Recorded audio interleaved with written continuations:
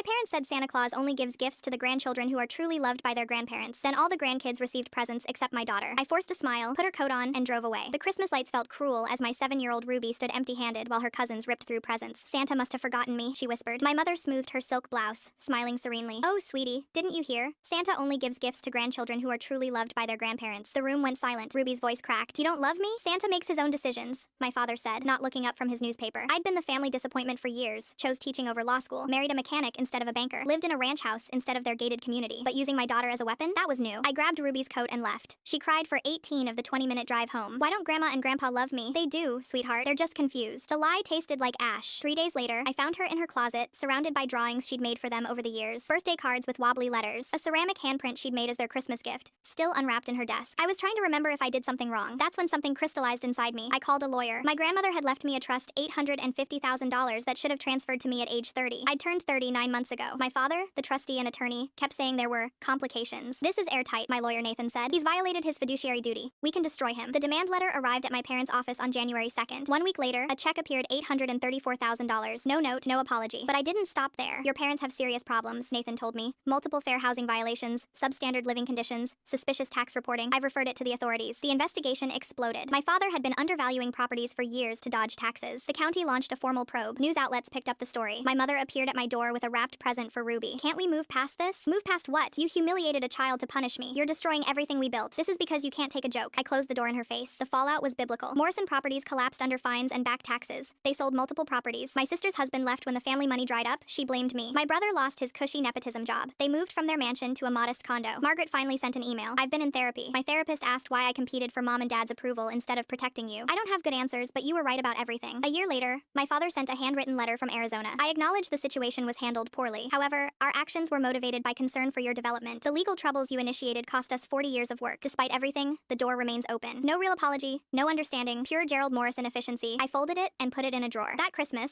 Ruby asked if we could volunteer at the shelter again. She organized other kids into teams, serving food and spreading more kindness in 3 hours than my parents managed in decades. Are you sad about Grandma and Grandpa? She asked in the car. Sometimes, but mostly I'm proud of us. We chose kindness over cruelty. Those aren't easy choices. She smiled. I don't miss them. Jake's parents are my real grandparents. The other ones were just practice versions that didn't work out. My 7-year-old had more emotional clarity than my parents ever would. The trust money sits in Ruby's college fund. Some went to legal fees and a beach vacation where she laughed more than she had all year. The rest is building interest, a gift from the one person in my father's family who truly loved me. People ask if I have regrets. About the investigation, the business collapse, the family destruction, not even one. The best revenge wasn't watching their empire crumble. It was building a better life and raising a daughter who knows love isn't transactional. 1 year after they broke her heart, Ruby has proof she's worth fighting for. The Morrison family legacy of cruelty ended with me. That was my revenge.